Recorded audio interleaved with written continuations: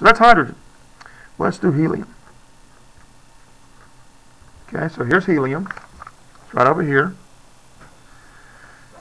So let me give you another heads up. The periodic table's kind of arranged the way it's arranged because for most things we use it for, it makes the most sense by doing it like this. But some of the time, helium doesn't really belong here. Some of the time, helium really belongs here. Okay? And this is one of those times.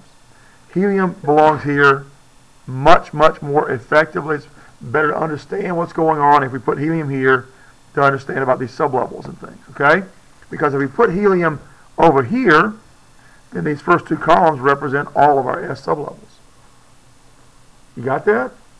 If we put helium here, these first two columns represent all of our S sublevels. All right? So just kind of keep that in mind. So helium is, again, on this first circle here. So that's primary energy level 1. And since helium's in these first two columns, and that represents our S sublevel region, then the electrons for helium must also be in S. That makes sense? So far? Well, sort of, kind of, because it's kind of all new, isn't it? Okay. All right. All right. And both our electrons are going to go in this orbital. There's only one S orbital in any primary energy level. Only one S orbital in any primary energy level. So there's in the first primary level, there's only one S orbital. And orbital is represented by our box. Okay. So we have 2 electrons for helium. This 2 means there are 2 protons in helium. If you have 2 protons and an atom of helium, then you also have 2 electrons. All right? There's our first electron, and our second electron is going to be pointed down. Okay? All right. Now, why do we do 2 arrows pointing in opposite directions? Huh? Wow, very good. So we're going to put 2 electrons in the same orbital. And electrons have what charge?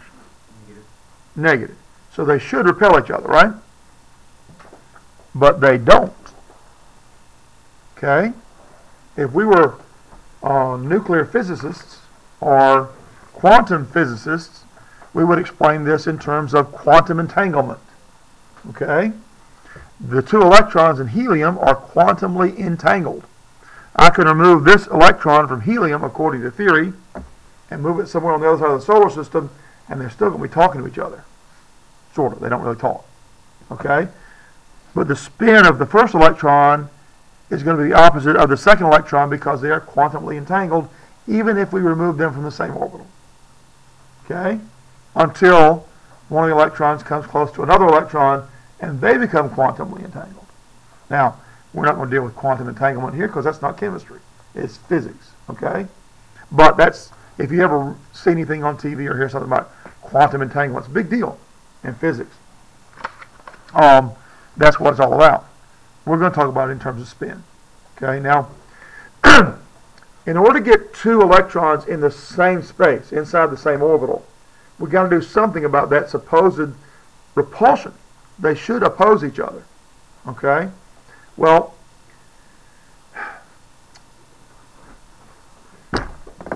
this is where it's kind of neat.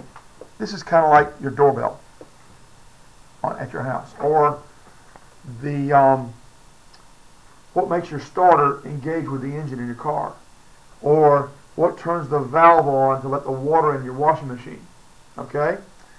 If I spin one electron this way, that is, going around like this, okay. If I spin the other one in the opposite direction, so the theory goes, we cancel the repulsion, they can be together. Okay? And the reason I say it's kind of like your doorbell works with the same thing. It has something called it's kind of like a solenoid. We've got these wires that go around in a circle, like this. Okay? And the electricity running down a wire has an electromagnetic field that runs in the same direction as your fingers on your right hand.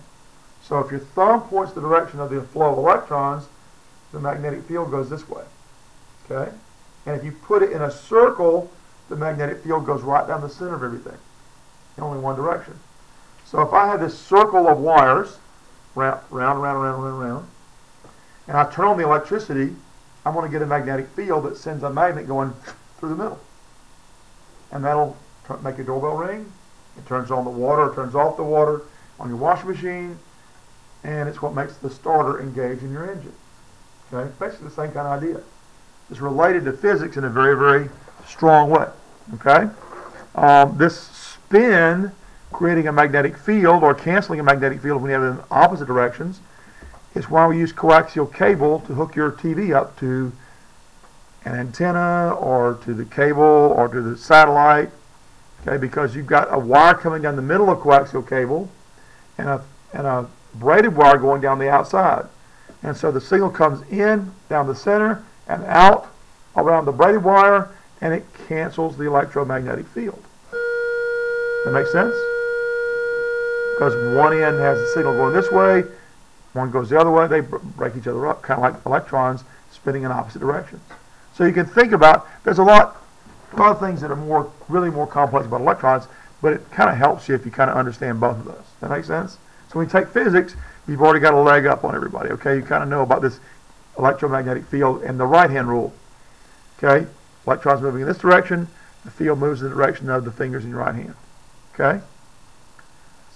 We have an electromagnetic field around the Earth. Keeps us alive. Y'all know that? You knew that? Why is that? Why do we have an electromagnetic field around the Earth? Huh? So it wouldn't fall? It's even playing. What are we talking about? You're thinking about the Earth going around the sun, I think, right? And the rate at which it falls is equal to the rate at is balanced against the not angular momentum, but the forward momentum. So it's keeping it out away from the sun. Okay. No, what I'm talking about is why it is that the radiation from the sun doesn't kill us. Okay, we have a magnetic field around the Earth. It's why we have the aurora borealis. Anybody ever heard of that? The northern lights. Okay.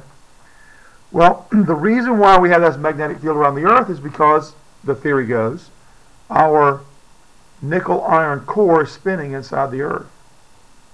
And that spin is creating a magnetic field. We're not canceling one, we're creating one. That magnetic field then keeps this radiation that would otherwise kill most of the life on our planet, kind of keeps it at bay. And because it has a kind of a funnel shape at the North Pole, it funnels in some of that radiation and we get these beautiful northern lights sometimes a year. Oh, it's kind of neat how it all ties together, right? Y'all aren't amazed? I'm amazed, and I know about it. I've known about it for years, you know. Anyway, okay. There we go. Opposite directions of spin, canceling magnetic fields, they can fit them in the same orbital. Got it? All right. Now let's go to lithium. Lithium is in a new primary energy level. This first row on the periodic table means that these electrons are in the same energy level right here. Lithium then is going to have these two electrons plus one in the second level right here. Okay? So here's lithium. And our first two electrons are in the first primary level. Okay? There's only one orbital, or one sublevel rather. There is one orbital. Right now I want to talk about the sublevel. There's only one sublevel in that first primary energy level. That's an S sublevel. And S sublevels only have one orbital, so we've only got one box. Okay, I can only put two electrons in there because I can only have two opposite spins. Got it? Quantum entanglement only applies to two subatomic particles. So here's our first electron. Here's our second electron. How many electrons does lithium have, though? 3. So I need to have another electron, but I can't put it in the first level because I'm locked out. I got to go to the second level. So now we're in 2. All right. These first two columns represent the S sublevel. Lithium is there. So we must be putting these electrons into S. Okay? Need a box. And since I only need one more electron, I just need one arrow. And we always show the first arrow is up. Up, by the way, is relative. Doesn't really mean up. Doesn't mean spin in this direction. But it's the way we represent quantum entanglement when we're doing orbital rotation. You with me so far? All right. Anybody going, OMG, how can I do all this? Nobody yet? You're okay? Good. All right. Cool. Then let's do beryllium. Do you think you could do beryllium by yourself? Based on what you know? Huh? Huh? Okay. There you go. There's beryllium right there. Try it and see. If you're writing in pencil, it'll be better. Because if you're in pen, you might just scratch it out and start over. If you're in pencil, you can erase it if you need to. See if you can predict the orbital rotation of beryllium based on what we've talked about so far. Okay?